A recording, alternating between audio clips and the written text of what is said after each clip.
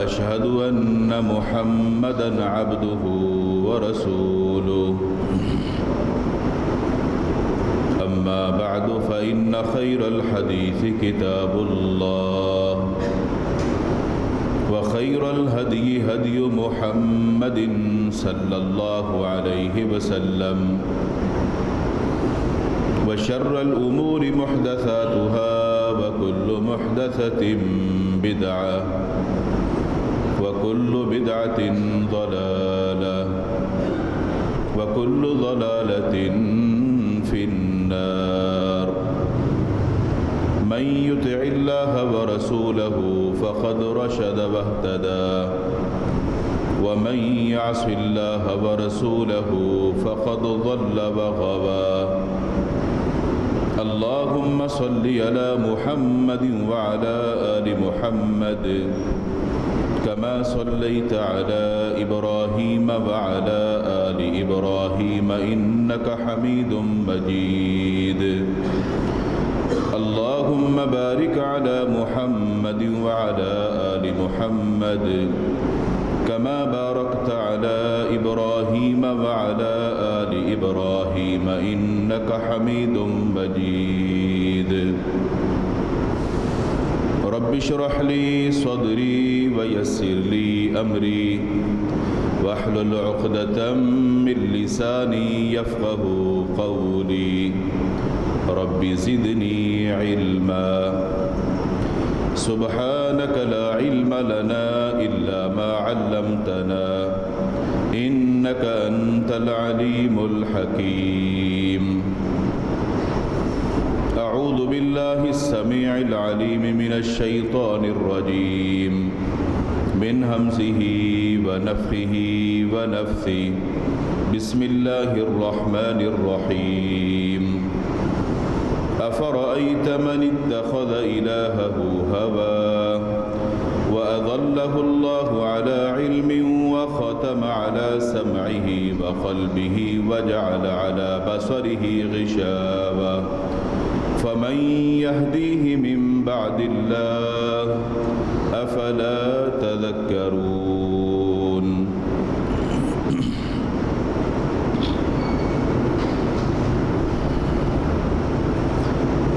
ہر قسم کی حمد و ثنا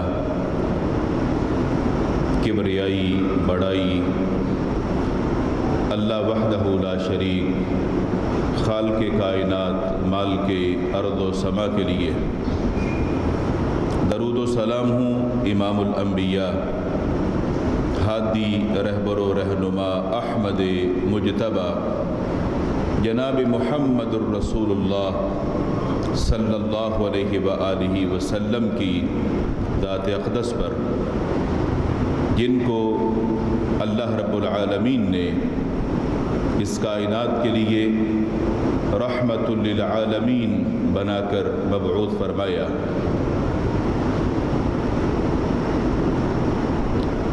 حضرات گرامی، رسول اکرم صلی اللہ علیہ وآلہ وسلم کی سنت پر عمل کرنا، آپ کی سنت کے ساتھ محبت کرنا، یہ دراصل رسول اکرم صلی اللہ علیہ وسلم سے محبت کرنا ہے۔ اور جس شخص کے دل میں آپ کی سچی محبت ہو وہ آپ کی ہر سنت کے ساتھ محبت کرتا ہے اور ہر سنت پر عمل کرنے کی کوشش بھی کرتا ہے۔ اور سنت کے مقابلے میں بدعت، دین کے اندر اضافہ، اپنی پسند اور مرضی کی چیزیں اور عمل ایجاد کرنا اس شخص کو سنت سے دور کرنے والی چیز ہے، اور بدعت کرنے والا، بدعت کا مرتکب اللہ کی رحمت سے بھی دور ہے اور اللہ کے دین سے بھی دور ہے، اللہ کی جنت سے بھی دور ہے، اور ایسا شخص ملعون قرار پاتا ہے۔ گزشتہ جمعات میں बिदअत से मुताल्लिक आपने तफसीली गुफ्तगू सुनी, मगर ये बिदअत ईजाद होती क्यों हैं, इसके असबाब क्या हैं? अगर हम अपने माशरे में देखते हैं, जो लोग दीन को छोड़कर, सुन्नत को छोड़कर अपनी मर्ज़ी के अमल, अपनी पसंद के अमल, अपनी ख्वाहिश की पैरवी करते हुए ऐसे अमाल क्यों ईजाद करते हैं? बिदअत के जो फ़रोग़ का सबब है वो क्या है? इस पर आज हमारी गुफ्तगू होगी। अगर इसका मुताला किया जाए तो ये बात सामने आती है, दीन से दूरी और इल्म से दूरी, जिसको जहालत कहा जाता है, बिदअत के फ़रोग़ में जहालत का मेन किरदार होता है। जब किसी शख्स के पास सही इल्म नहीं होगा तो यकीनी बात है इल्म की जो ज़िद है वो जहालत है। इल्म नहीं है तो वो जाहिल है, और जहालत की बिना पर वो अपनी मर्ज़ी का अमल करता है और वो अपने अमल को अच्छा समझता है, और उसकी सोच ये होती है कि मैं अच्छा कर रहा हूँ, और वो अपनी जहालत पर बज़िद होता है, और उसको वो जहालत नहीं समझता, बल्कि वो ये समझता है कि मैं क्योंकि एक अक्लमंद इंसान हूँ, मैं गलत कैसे कर सकता हूँ, जो मैं कर रहा हूँ मैं बिल्कुल ठीक कर रहा हूँ। गोया कि वो अपनी जहालत पर भी बज़िद होता है, और उसकी आड़ में वो अपनी ख्वाहिश के अमल की पैरवी करता है, जबकि उसका जो अमल है वो उसका ज़ाती अमल होता है। उसके अमल की बुनियाद कुरान और हदीस नहीं है, अल्लाह और उसके रसूल सल्लल्लाहु अलैहि वसल्लम की तालीमात नहीं है। तो जहालत की वजह से माशरे में बिदअत को फ़रोग़ मिलता है, उससे बिदअत फैलती हैं, देखा देखी लोग अमल करते हैं। और अगर हम देखते हैं हमारे माशरे में बहुत सारे ऐसे कम इल्म लोग कि जो लोगों को अपनी बातों में फंसाकर अक्ली दलाइल देकर उनको यकीन दिलाते हैं कि हम जो बात कर रहे हैं वो हमारी बात बिल्कुल ठीक है। एक आम इंसान के सामने अगर आप कुछ अक्ली दलाइल पेश करेंगे वो आपकी बात को मानने के लिए तैयार हो जाएगा। वो कौम कैसे नहीं मानेगी कि जो एक मदारी के करतब को देखकर उस पर यकीन कर लेती है कि शायद इसके पास भी कोई सच्चाई होगी। वो कौम कैसे यकीन नहीं करेगी कि जो फुटपाथ पर तोता पिंजरे में लेकर बैठे हुए शख्स से अपनी किस्मत के हाल मालूम करते हूँ कि हमें बताओ कि हमारी किस्मत में क्या है। और अगर हम देखते हैं अवामुन्नास ऐसी चीज़ों पर बहुत जल्द यकीन कर लेते हैं अपनी कम इल्मी की बिना पर, जबकि वो किसी शख्स की अपनी अमल की ईजाद होती है, उसकी अपनी ख्वाहिश होती है, और वो चीज़ सीना बसीना लोगों तक पहुंचती है और लोग उसकी तरफ खींचे आते हैं। और शैतान ऐसी चीज़ों को मुज़य्यन करता है, लोगों के ज़हनों में ये बात डालता है कि तुम बिल्कुल ठीक कर रहे हो, तुम जो कर रहे हो ये बिल्कुल सही है। और अगर उनको कोई समझाने की कोशिश भी करता है तो उन लोगों का ज़हन इतना पक्का हो चुका होता है कि वो किसी की सही बात को मानने के लिए तैयार नहीं होते, वो अपनी जहालत पर इस कदर बज़िद होते हैं। रसूल अकरम सल्लल्लाहु अलैहि वसल्लम ने कुर्बे क़यामत की कुछ निशानियाँ बयान फरमाई। उन निशानियों में एक निशानी ये बयान फरमाई कि इल्म का फ़ुक़दान होगा, इल्म उठ जाएगा। चुनांचे रसूल अकरम सल्लल्लाहु अलैहि वसल्लम ने इरशाद फरमाया, अब्दुल्ला बिन अमर बिन आस रज़ियल्लाहु ताला अन्हु इस हदीस के रावी हैं। इमाम बुखारी रहिमहुल्लाह ने सही बुखारी में इस रिवायत को जिक्र किया। आपने फरमाया कि इन्नल्लाह ला यक़बिदुल इल्म इंतज़ाअन यंतज़िउहु मिनन नास, अल्लाह ताला इल्म को लोगों के सीनों से नहीं निकालेगा, کہ ایک بندے کے پاس علم ہو، اس کے سینے میں محفوظ ہو اور اللہ تعالیٰ اس کے سینے سے علم کو نکال لے، ایسا نہیں ہوگا۔ وَلَٰكِن يَقْبِضُ الْعِلْمَ بِقَبْضِ الْعُلَمَاءِ، ہوگا یہ کہ جو اہل علم لوگ ہوں گے جن کے سینوں کے اندر علم محفوظ ہے، اللہ تعالیٰ ان علماء ہی کو اٹھا لے گا۔ جس معاشرے میں صحیح علماء موجود ہیں جن کے پاس علم ہے، جب اللہ ان کو اٹھا لے گا وہ دنیا سے چلے جائیں گے، فوت ہو جائیں گے، علم بھی ان کے سینوں میں جو محفوظ تھا وہ ان کے ساتھ ہی چلا جائے گا۔ اور جب ایک عالم دین دنیا میں نہیں ہوگا، اس کا وہ علم اس کے ساتھ ہی چلا جائے گا۔ آپ نے ارشاد فرمایا کہ حتی اذا لم یبق عالما اتخذ الناس رؤوسا جہالا، جب عالم باقی نہیں رہے گا تو لوگ کیا کریں گے؟ لوگ کیونکہ کم علم ہوں گے، جاہل ہوں گے، وہ اپنے ہی اندر سے کسی بھی جاہل کو اپنا رہنما سمجھنے لگ جائیں گے۔ جس کو اپنا رہنما سمجھیں گے، جس سے باتیں پوچھیں گے، ہوگا وہ بھی جاہل لیکن وہ لوگوں میں تھوڑا تیز ترار ہوگا۔ کم علم لوگ یہ سمجھیں گے کہ شاید اس کے پاس بڑی مہارت ہے، اس کے پاس بڑا علم ہے، اس کے پاس بڑی معلومات ہے، اور لوگ اپنے مسائل اور معاملات کے لیے اس کے پاس جائیں گے۔ فَسُئِلُوا، لوگ اس سے سوال کریں گے۔ وہ جو چلاک بندہ ہوگا وہ جاہل، عوام الناس ہی میں سے ہوگا، لیکن فرمائے کہ جب لوگ اس سے سوال کریں گے فَافْتَوْا بِغَيْرِ عِلْمٍ، وہ لوگوں کو ان کے مسائل بتائے گا بغیر علم کے۔ علم کیا ہے؟ علم قرآن و حدیث ہے۔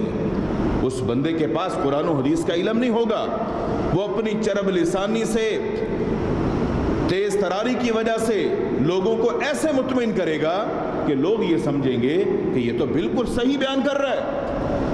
اور اگر آج آپ کسی بھی ٹی وی چینل کو کھول کے دیکھیں، نام نہاد کئی سارے آپ کو ایسے مولوی اور مفتی کرائے کے ملیں گے جو لوگوں کی بات بیان کرتے ہیں، جو لوگ چاہتے ہیں، جو لوگوں کی ڈیمانڈ ہوتی ہے، حالانکہ وہ قرآن و حدیث نہیں ہوتا۔ ہوگا کیا؟ آپ نے فرمایا کہ فَضَلُّوا وَأَضَلُّوا، وہ خود بھی گمراہ ہوں گے اور لوگوں کو بھی گمراہ کریں گے۔ اور ایسے لوگ معاشرے کے اندر یہ قرب قیامت کی نشانی ہے۔ وہ خود تو گمراہ ہیں ہی، خود تو وہ دین سے دور ہیں ہی، مگر وہ لوگوں کو بھی گمراہ کریں گے۔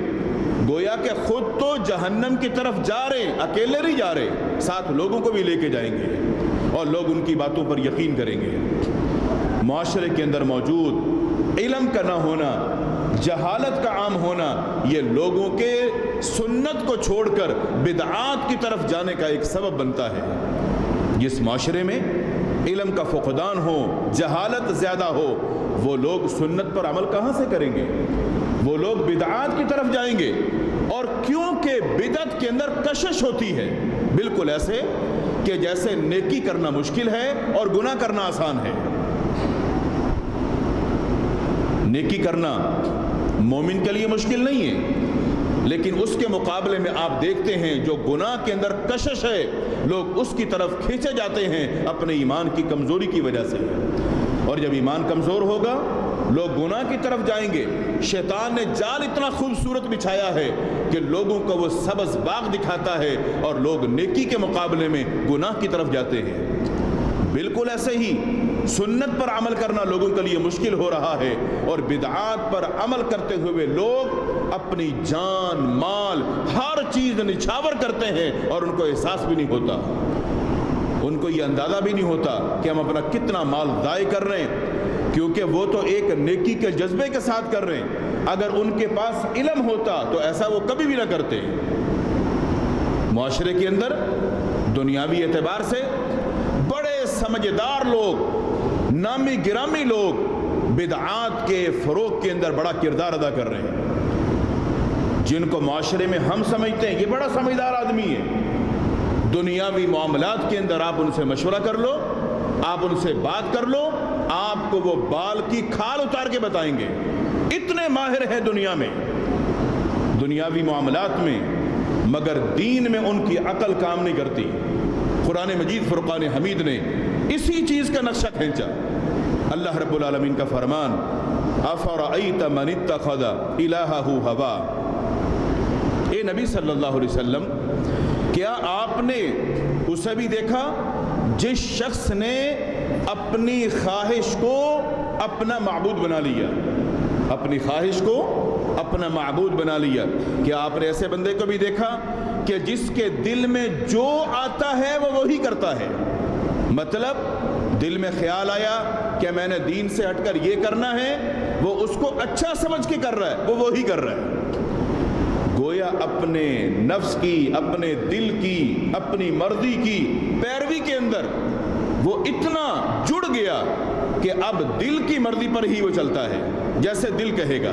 وہ یہ نہیں سوچے گا اللہ کیا کہتا ہے، اس کا رسول کیا کہتا ہے، اللہ کا دین کیا کہتا ہے، نہیں، اس کا جو دل کہتا ہے وہ وہی کرتا ہے۔ فرمایا کیا ایسے شخص کو نہیں دیکھا آپ نے جس نے اپنے دل کو اپنا معبود بنا لیا؟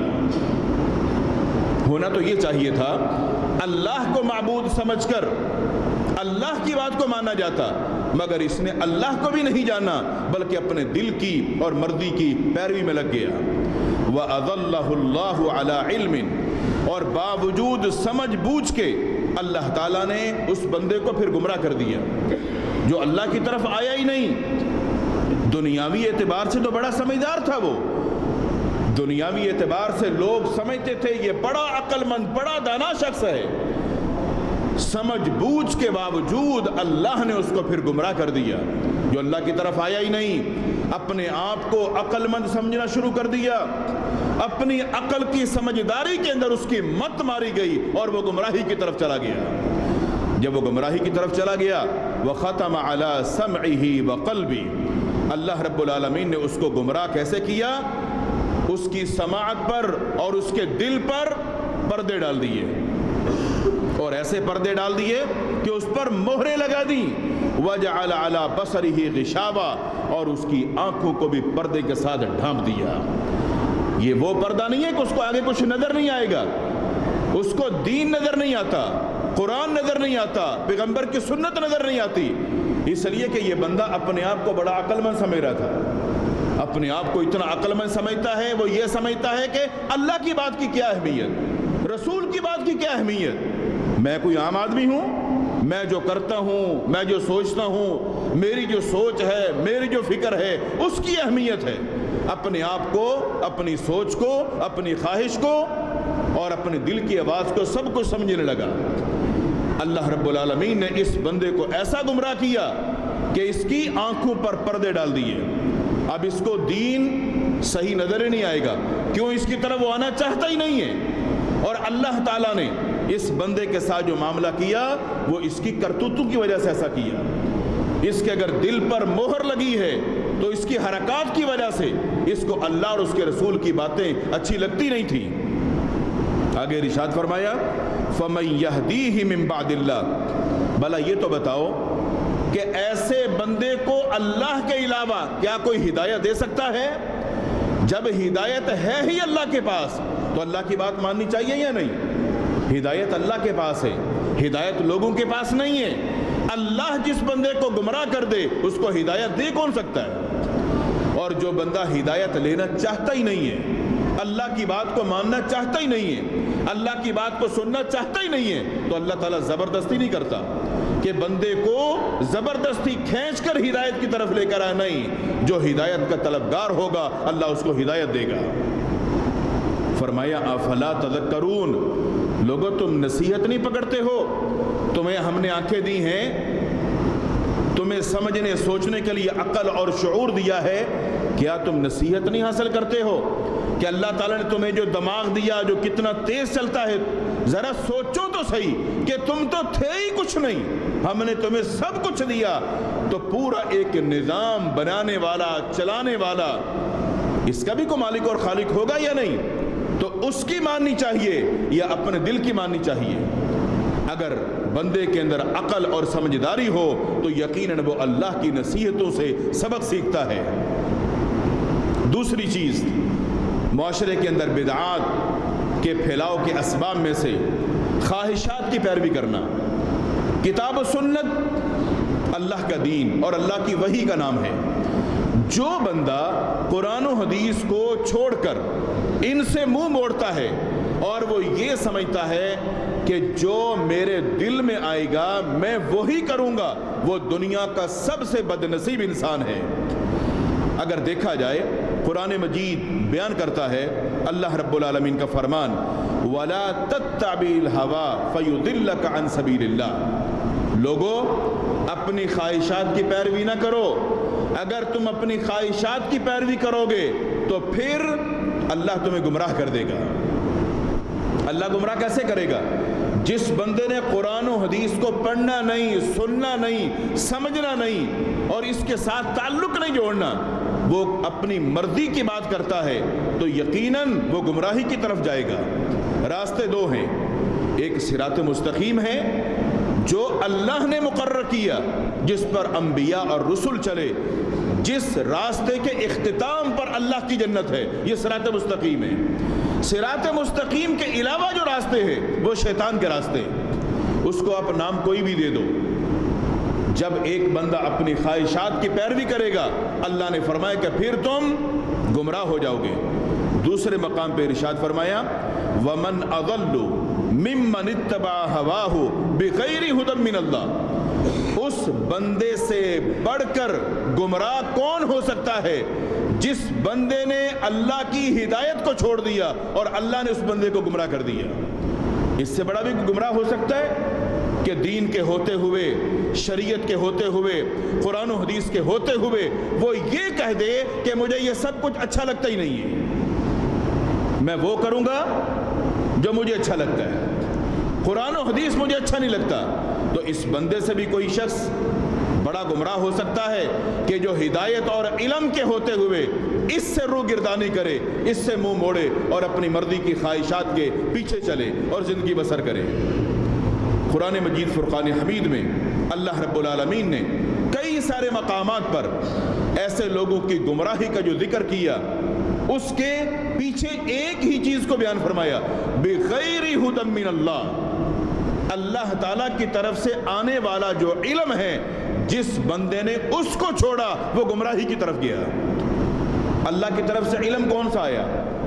قرآن و حدیث کا علم، جس پر اللہ کے رسول صلی اللہ علیہ وسلم اور صحابہ کرام چلے، وہ اللہ کی طرف سے عطا کردہ علم تھا۔ جس بندے نے اس کو چھوڑا وہ ہدایت سے نکل گیا اور وہ گمراہی کی طرف چلا گیا۔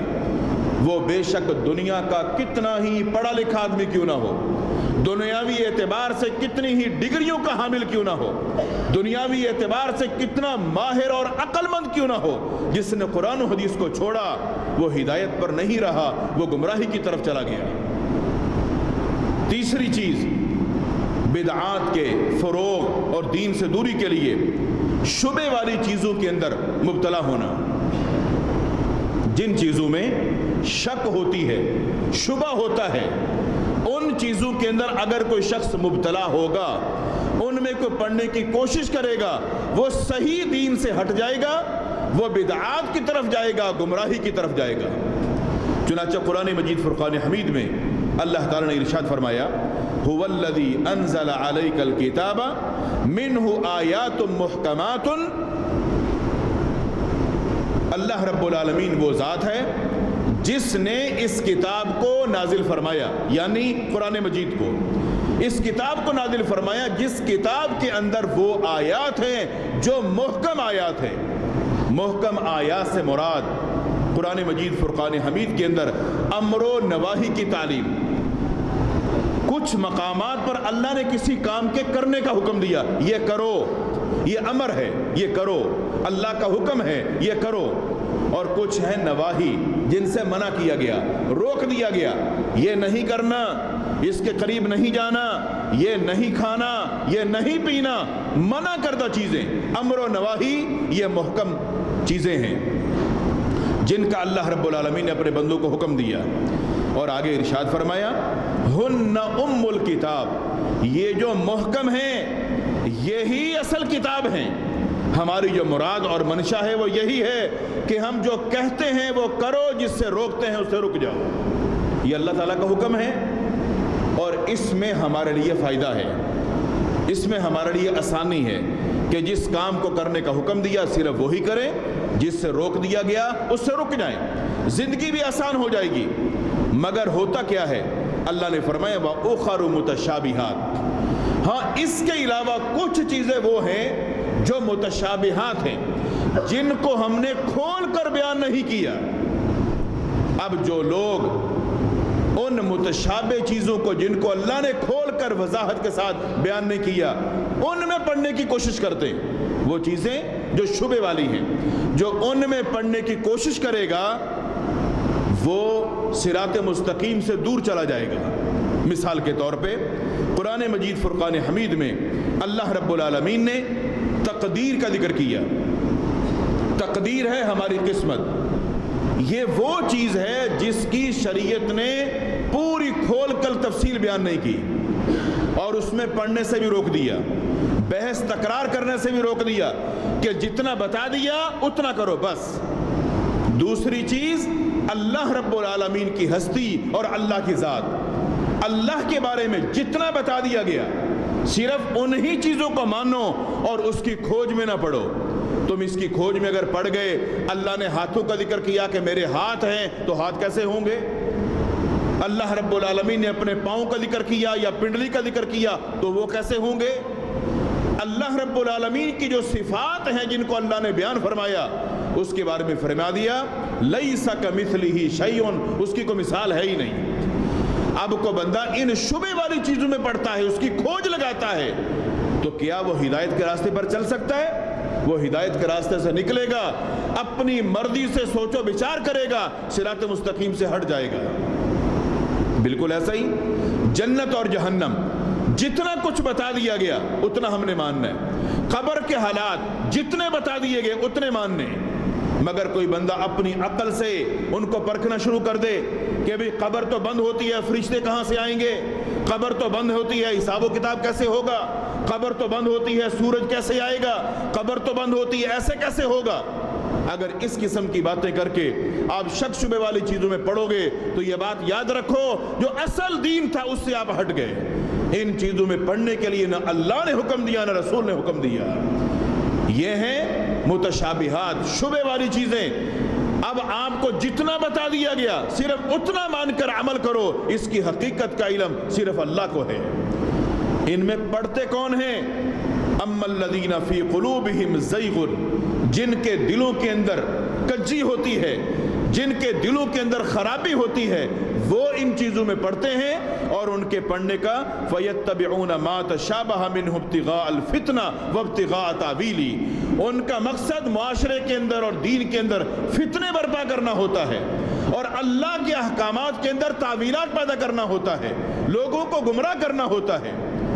میں نے جیسے شروع میں ذکر کیا، ٹی وی کا کوئی بھی آپ چینل لگاؤ، آپ خبریں سننے کے لیے بیٹھیں گے، ایسے نام نہاد لوگ آئیں گے اپنی طرف سے تعویلیں، من گھڑت باتیں، غلط تعویلات اور اس قسم کی باتیں۔ عام بندہ یہ سمجھے گا کہ یہ دین بڑا آسان ہے، حالانکہ جو دین اللہ اور اس کے رسول نے بیان کیا اور پیش کیا، ان لوگوں کی باتوں کا دور دور سے بھی ان سے تعلق نہیں ہے، اور اس قسم کی تعویلات کریں گے اور لوگوں کو خوش کرنے کے لیے کہ لوگ ہماری بات کو سنیں، ان کی مرضی کی باتیں کریں گے اور دین سے ہٹ کر باتیں کریں گے۔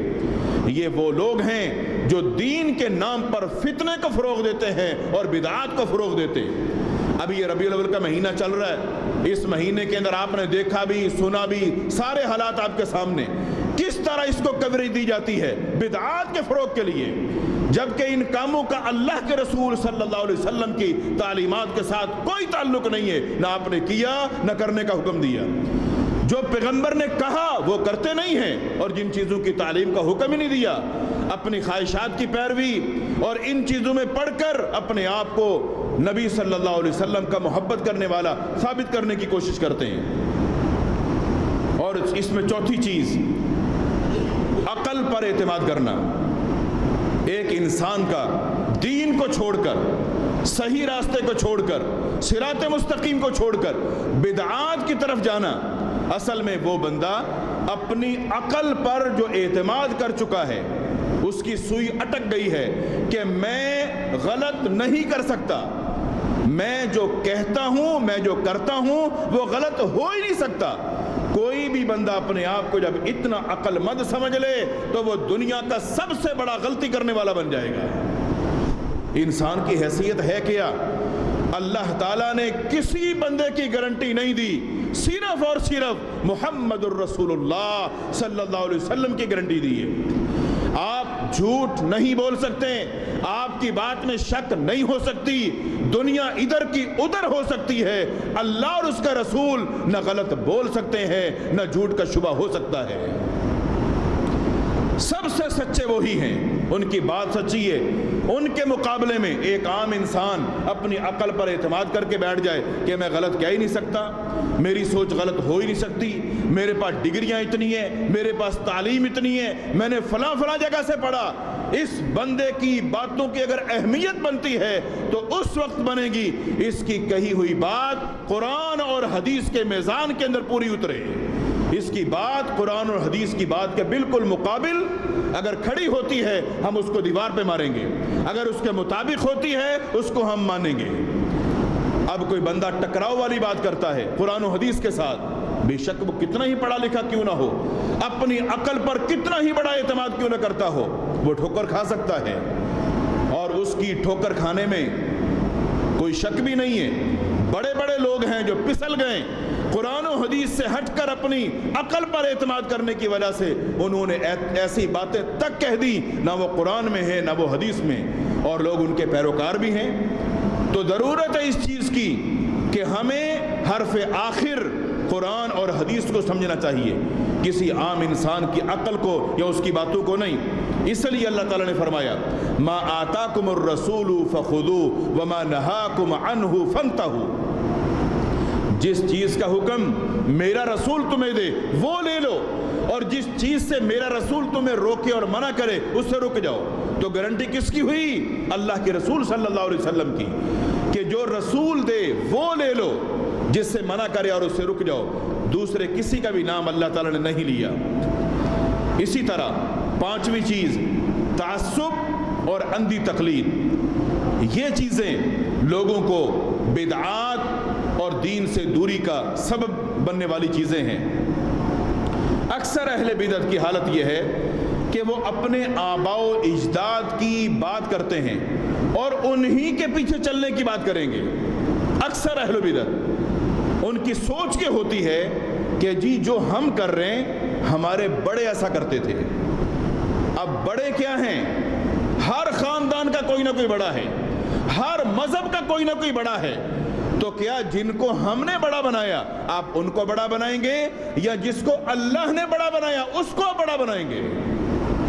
جس کو اللہ نے بڑا بنایا اگر سب اس پر اتفاق کریں تو سارے معاملے ٹھیک ہو سکتے ہیں، اور اگر اللہ کی پسند کو اور اللہ کے انتخاب کو چھوڑ کر اپنے بڑوں کے پیچھے چلو گے تو پھر تو معاملہ بڑا خراب ہوگا۔ قرآن مجید اس کو بیان کرتا ہے وَإِذَا قِيلَ لَهُمُ اتَّبِعُوا مَا أَنزَلَ اللَّهُ، جب ان سے کہا جاتا ہے اس چیز کے پیچھے چلو جو اللہ نے اتاری ہے۔ اللہ نے کیا اتارا؟ قرآن مجید، جو اللہ کی بات ہے اس کے پیچھے چلو۔ قالو، یہ لوگ کہتے ہیں بل نتبع ما الفینا علیہ آباءنا، جی نہیں ہم تو وہ کریں گے، ہم تو اس کے پیچھے چلیں گے، ہم تو وہ مانیں گے جو ہمارے بڑے کیا کرتے تھے۔ یعنی اللہ کی بات کو نہیں مانیں گے، جو ہمارے بڑے کرتے تھے ہم وہ کریں گے۔ یہ قرآن مجید کن کا نقشہ کھینچ رہا ہے؟ قوموں کا نقشہ، دور نبوت کے لوگوں کا نقشہ، جنہوں نے پیغمبر کی بات کو، اللہ کی بات کو سننے کے بعد بھی کہا کہ ہم نہیں مانیں گے، ہم وہ کریں گے جو ہمارے بڑے کرتے تھے۔ جو لوگ ایسا کہتے تھے وہ گمراہی کی طرف گئے۔ کیا آج کے دور کے اندر ایسے لوگ موجود نہیں ہیں جو اللہ اور اس کے رسول کی بات کے ہوتے ہوئے، اس کو سننے کے باوجود، عقل مند اور سمجھدار ہونے کے باوجود، پڑھے لکھے ہونے کے باوجود وہ یہ کہتے ہیں ہم وہ کریں گے جو ہمارے بڑے کرتے تھے؟ اگر تمہارے بڑے کرتے تھے تم بھی وہی کرتے ہو تو تمہارے بڑوں کی گارنٹی کس نے دی ہے؟ کیا کس نے گارنٹی دی ہے کہ تمہارے بڑے صحیح ہیں؟ اگر کسی کی گارنٹی نہیں دی تو جس کی گارنٹی اللہ نے دی ہے وہ محمد الرسول اللہ صلی اللہ علیہ وسلم ہے۔ آپ کی گارنٹی ہے نا؟ اور یہ بات میں کہا کرتا ہوں، لوگ آج بات کرتے ہیں کہ جی ہم اپنے بڑوں سے مراد ہم اپنے اماموں کو سمجھتے ہیں، جو ہمارے بڑے ہیں وہ ہمارے امام ہیں۔ تو کیا ہمارے جو امام ہیں اللہ کے نبی سے بڑے ہیں؟ وہ اللہ کے نبی سے بڑے نہیں ہیں نا, اللہ کے نبی سے چھوٹے ہیں, تو ان کو امامت کے منصب پر فائز کس نے کیا؟ اللہ تعالیٰ نے, اس کے رسول نے؟ نہیں, لوگوں نے فائز کیا. تو کسی بھی مسجد کا جو امام ہے اس کو اس منصب پر لوگ ہی فائز کرتے ہیں. ہم سب اس پر اتفاق کریں گے امامت کے منصب پر جس کو اللہ تعالیٰ نے فائز کیا, وہ محمد الرسول اللہ صلی اللہ علیہ وسلم ہے. امام سے غلطی ہو سکتی ہے, مفتی سے غلطی ہو سکتی ہے, فقیہ سے غلطی ہو سکتی ہے, یہ سارے غلطیاں کر سکتے ہیں. ان کی بات کو مانو یا نہ مانو کافر نہیں ہوں گے, مگر جس نے نبی کی بات کو چھوڑ دیا وہ کافر ہو جائے گا. یہ فرق ہے تعصب کے اندر اور تقلید کے اندر. آپ کو یہ تعصب اور تقلید کو چھوڑ کر, بدعات اور دین سے دوری کی باتوں کو چھوڑ کر صراط مستقیم کی طرف آنا ہوگا. اور صراط مستقیم کی طرف آنے کے لیے اللہ کے رسول صلی اللہ علیہ وسلم کی تعلیمات کو اپنانا ہوگا, تب آپ سچے مسلمان بن سکتے ہیں. قرآن مجید کیا نقشہ کھینچ رہا ہے, یوم تقلب وجوہہم فی النار, قیامت کا دن جب آئے گا, فرمایا ہم لوگوں کو ان کے گناہوں کی وجہ سے جب جہنم کے اندر ڈالیں گے تو لوگوں کا شور برپا ہوگا, لوگوں کا واویلا ہوگا, لوگ رو رہے ہوں گے. کیوں؟ آگ کے اندر ڈالا جا رہا ہے. یوم تقلب وجوہہم فی النار, جب ان کے چہرے جہنم کی آگ میں جلیں گے, یقولون, اس وقت وہ شور کر رہے ہوں گے, یا لیتنا, ہائے افسوس, اطعنا اللہ و اطعنا الرسول, کاش ہم نے اللہ اور اس کے رسول کی بات کو مانا ہوتا. کیا کہیں گے؟ کاش اللہ اور اس کے رسول کی بات کو مانا ہوتا. کس کی مانتے رہے تھے؟ اپنے بڑوں کی, اپنے بڑوں کی, اپنے آباء و اجداد کی, اپنے مفتیوں کی, اپنے علماء کی, جنہوں نے لوگوں کے ساتھ جھوٹ بولا اور دین کے نام پہ جھوٹ بولا. لوگ ان کے پیچھے چل رہے تھے. اپنی دکان کے گلے پر مفتی صاحب کو نہیں بٹھاتے, اپنی دکان کے کاؤنٹر پر مفتی صاحب کو نہیں بٹھاتے, مگر دین کے معاملات میں مفتی کی بات کو حرف آخر سمجھتے ہیں. کیا کہیں گے؟ اطعنا اللہ و اطعنا الرسول, کاش اللہ اور اس کے رسول کی بات کو مانا ہوتا. اچھا, فرمایا وہ مزید یہ کہیں گے, وقالوا ربنا انا اطعنا, اے ہمارے رب ہم نے بہت بڑی غلطی کر لی. کیا کر لیا؟ سادتنا و کبراءنا, ہم نے اپنے بڑوں کی بات کو مانا, ہم نے سمجھا یہ ہمارے بڑے ہیں, ہم ان کی بات کو مانیں گے. فَأَضَلُّونَ السَّبِيلَ, انہوں نے ہمیں صراط مستقیم سے دور کر دیا. ہم ان کو بڑا سمجھ کے ان کے پیچھے چلے تھے کہ ہمیں یہ صحیح راستے کی طرف لے کر جائیں گے, یہی کامیابی کا راستہ ہے, مگر آج ہماری آنکھیں کھلی ہیں کہ صراط مستقیم سے ان لوگوں نے دور کر دیا. آج ہمارا ٹھکانہ جہنم کے اندر بن گیا. یہ ٹھکانہ جہنم میں کیسے بنے گا؟ اللہ اور اس کی رسول کی بات کو چھوڑ کر اپنے بنائے ہوئے لوگوں کو آپ نے بڑا بنایا. ربنا آتہم ضعفین من العذاب, جن کے پیچھے چلتے تھے, جو ان کے پیر تھے, جو ان کے بڑے تھے, جو ان کے مفتی تھے, جو ان کے عالم تھے, جنہوں نے جھوٹ بول کر, جھوٹی باتیں بیان کر کے ان کو صراط مستقیم سے ہٹایا, وہ بھی ان کی آنکھوں کے سامنے جل رہے ہوں گے, اور یہ ان کے پیچھے چلنے والے بھی جل رہے ہوں گے, اور یہ آوازیں لگائیں گے, ربنا آتہم ضعفین من العذاب, اللہ ان کو دگنا عذاب دینا, انہوں نے ہمیں گمراہ کیا ہے. یہ ہے پیر صاحب اور مرید صاحب. یہاں مرید اب آوازیں لگائیں گے, اللہ پیر صاحب کو ڈبل عذاب دینا, انہوں نے ہمیں گمراہ کیا تھا. آج ضرورت ہے آنکھیں کھولنے کی. آج علاقے کے اندر ہر چھت کے اوپر لوگ محفلیں منعقد کر رہے ہیں, حالانکہ ہونا تو یہ چاہیے تھا ہم آنکھیں کھولتے, قرآن و حدیث کو پڑھتے, قرآن و حدیث کو سمجھنے کی کوشش کرتے. قیامت تک کے لیے جو دین دیا گیا یہ قرآن و حدیث ہے, ہم نے اس کو چھوڑا. ہم نے کسی پگڑی والے کو, کسی جبے والے کو, کسی ٹوپی والے کو نام الگ دیا اور ان کو اپنا رہبر بنا لیا, رہنما بنا لیا, مقتدا بنا لیا, پیشہ بنا لیا, اور نبی کو چھوڑ دیا. اور پھر ہم دعوے کرتے ہیں نبی کے ساتھ محبت کے, بات نبی کی مانتے نہیں ہیں, مانتے کسی اور کے ہیں, اور دعوے ہم نبی کے ساتھ محبت کے کرتے ہیں. نبی کے ہوتے ہوئے کیا کسی کی بات کو مانا جا سکتا ہے؟ نبی کی تعلیمات کے ہوتے ہوئے ہم کسی کی طرف دیکھنا بھی گوارا نہیں کرتے. جب ہم نے نبی کا کلمہ پڑھ لیا تو ہماری ہر ادا، ہماری ہر بات، ہمارا ہر عمل، ہمارا ہر طریقہ رسول اکرم صلی اللہ علیہ وسلم کی تعلیمات کے مطابق ہونا چاہیے تھا۔ ہم نے ان چیزوں کو چھوڑا اور ہم بدعات کے پیچھے پڑ گئے، اور اس کا ایک بڑا سبب برے لوگوں کے ساتھ میل جول کا ہے۔ برے لوگوں سے مراد جاہل قسم کے لوگ، ان پڑھ قسم کے لوگ۔ ہونا تو یہ چاہیے تھا جو صحیح معاشرے کے اندر علماء حق ہیں، جن کے پاس قرآن و حدیث کا صحیح علم ہے، ہمارا تعلق ان علماء کے ساتھ ہونا چاہیے تھا۔ اپنے مسائل میں، اپنے پریشانیوں کے اندر، اپنے معاملات کے اندر ہم ان علماء سے رجوع کریں تاکہ وہ ہمیں صحیح قرآن و حدیث بتائیں کہ ہمارا اس مسئلے میں قرآن و حدیث سے یہ جواب ہے اور اس پر عمل کرنا چاہیے تھا۔